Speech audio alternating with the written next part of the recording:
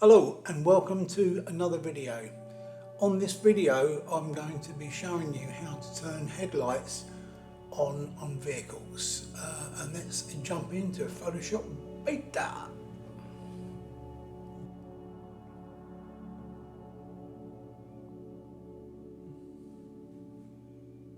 Hi and welcome to Photoshop. Right, first thing we're going to do is open up our file. Open, and this is the vehicle we're going to be using. It's only one I've downloaded off the internet just for demonstration purposes, a Range Rover. Right, so here we go. First thing we need to do, right, we've duplicated the base layer, so we've now got two background layers, and then what we're going to do is create a new layer. We'll name that new layer beam.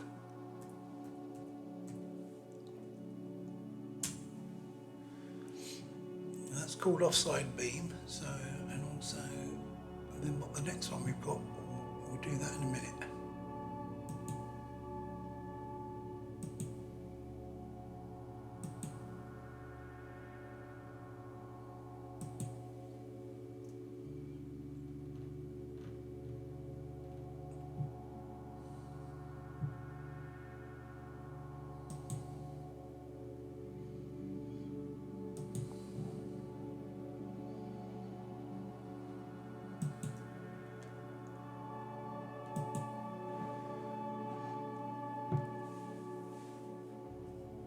With the polygonal lasso tool, we've now made a selection of the offside beam, and what we're going to do with that, we can fill that now with white. So if we right click in the middle, go to fill,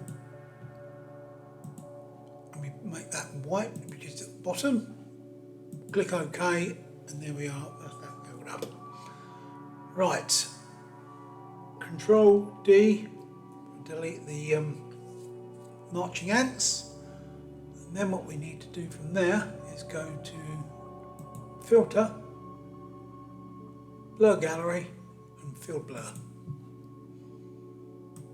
Move that into the centre of the beam, create another one to the other end, and then move your sliders, either the ring here, or you can click on the next one so it's active, or you can use this slider along the top, which will, again, as you can see, distorts the beam so it looks more natural. Okay, right, when we've done that and you're happy with that to a point, we can readjust it a bit later anyway. Click OK at the top, that's going to do its bit, and there you go, let's put the blur in there. Next thing is a new layer. New layer is going to be offside, white, and that's going to hit enter, and that is going to go in here. So what we'll do is turn off that layer for a second. It's still there, just turn it off. Now what we need to do is get our lasso tool again and go around the diffusers within the actual light itself, which are small squares. Well, at least that's where I believe they are on this. And there you go. There's one done. Hold down the shift button so you then that keeps that active while you do another one on the other side, because there's a gap between the two. Okay, bring that up like that. Bring it round, join it. Now they're both done, right click, fill, going to be white, okay, Control and D to deselect the marching ants. Right, that's the second layer, Now we want another layer, and this one's going to be, rename that, offside blue. Okay, it's just so we know what it is. Hit enter, and within there you're going to be making yet another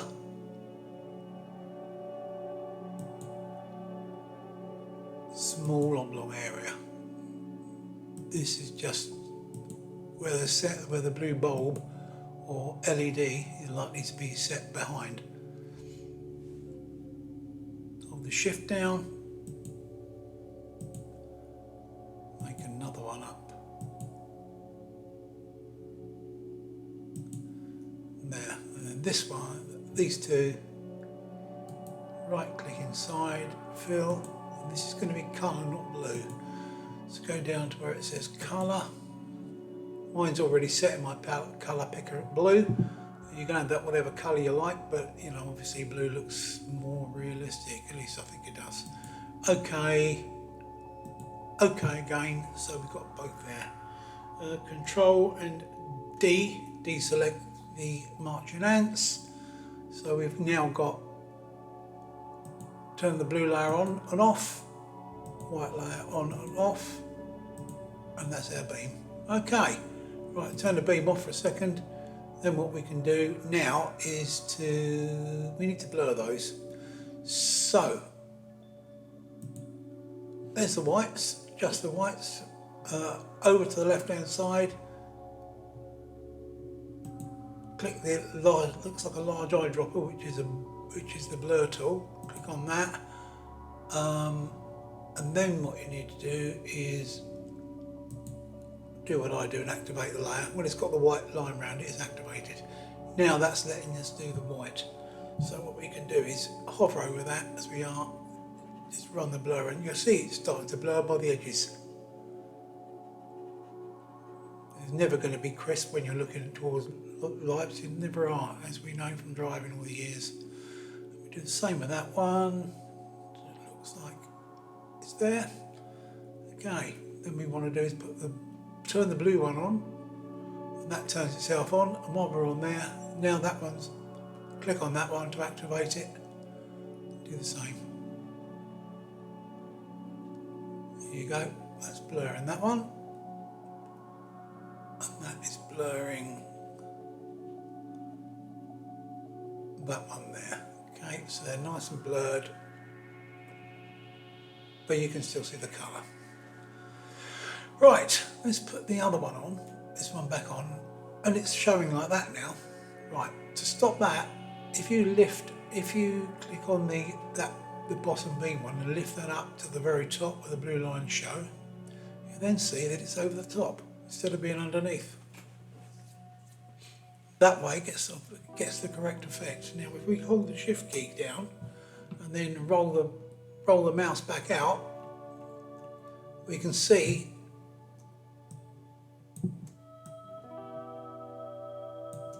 what we've got at the moment. So what we need to do now is do some adjustments.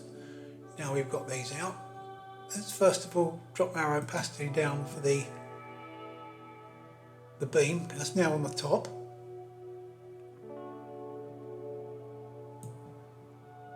Go down to the blue. We can drop that down so it's not so. Just want to just so it gives a hint of what it is really, like that. And then go down to the white, and we can kill that a bit as well. I know it is bright, but it's supposed to be bright. And then go back to your main beam once you sorted that. It's on 54%, and see what we can think. It's got to look realistic. Yes, I can. Go on to if you're not happy with the blur, you can adjust it. And go back onto the right layer you're on, which this one is the offside beam.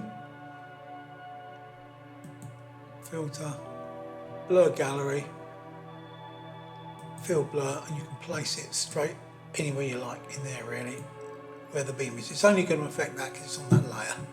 So you can increase that again, and it will still adjust the white beam, as you can see.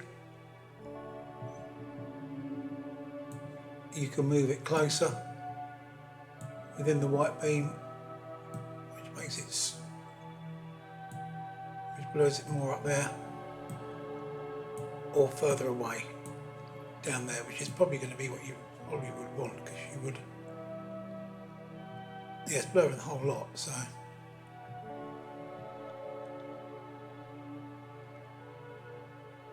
you can adjust it that way if you wish. I'm not going to, but that's what you can do. Anyway, that's back to our original photo now. So the opacity on there we're going to knock down to, remember there's going to be another beam of light, so you don't want it too bright, but you want to give an idea that it's on. Yeah, I think that'll do. Right, we're going to go now onto the near side light. So what we'll do now is create ourselves another layer. Double click on the words, near side beam.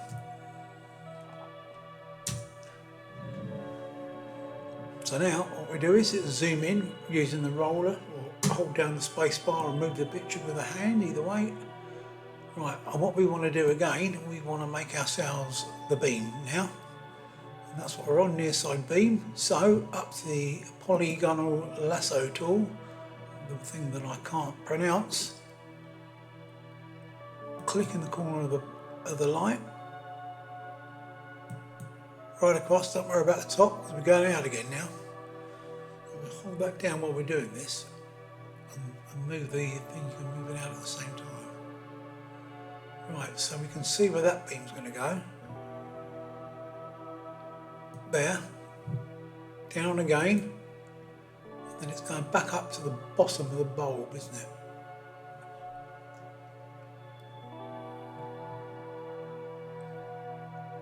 In there like that, and up.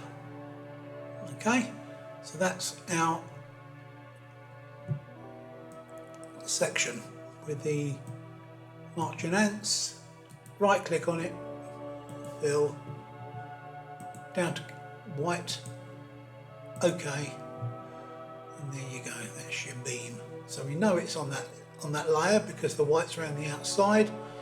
If we press Ctrl and D, deselect the outside of it, that means it frees up for when we put the blur on now, which is what we're going to, the first thing we'll do. Is again we'll go to our filter, blur gallery, and fill blur. Comes up with one there already because it's over there. It's only affecting what's on that layer, so in this case it's just this beam. Right, so there's one going to go here, and we want another one roughly there. So let's pull that round, pull our beam out a bit because it's going to spread, and this one isn't going to spread as much. Spread a little bit. If you want to move it up a bit more, you can move it right up there, if that's what you want to do with it. Bring that in, see what it does. It makes the less you've got, the sharper it is, and of course you bring it around the edge just spreads and spreads and spreads. See, if you go fully, it's like that, and back. That looks about right. So zoom it back out again. Obviously the colour looks a bit strong. Okay, now what we need to do, let's kill the opacity down for that one, and if we go to look on the beam on the other one, that's at 48%. This one is at 73, so we take that down to probably going to be a bit less than that because it's further away.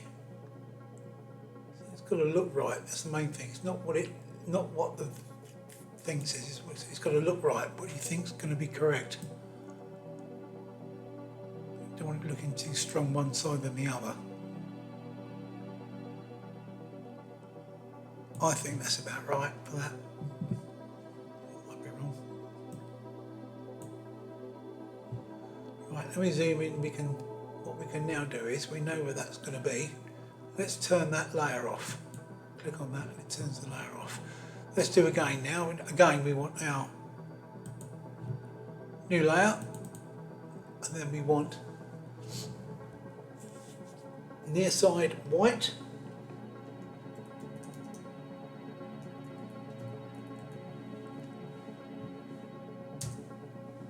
and that near side white's going to sit the same as it does the other. We're only going to see one because of the angle of the vehicle.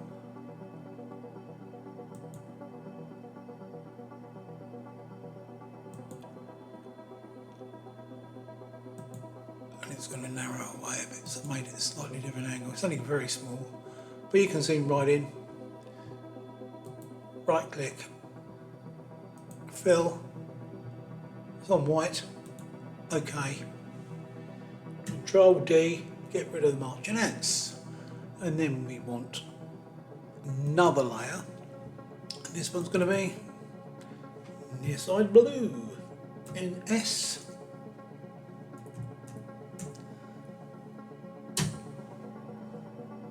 Right, and on this one, again within that again,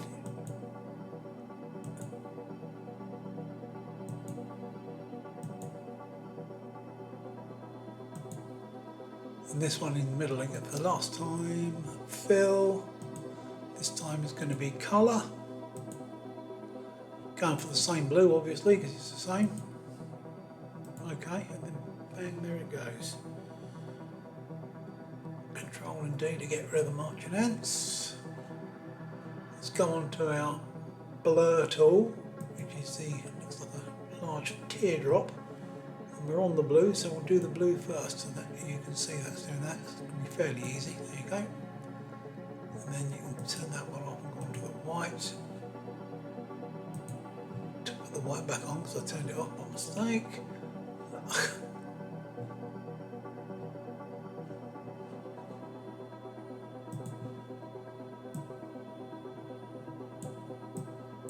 Go, and then put the beam back on.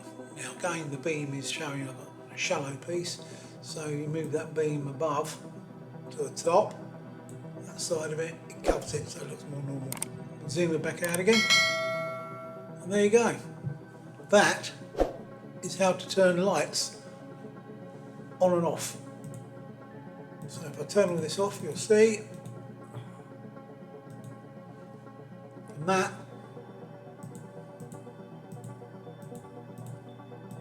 to that.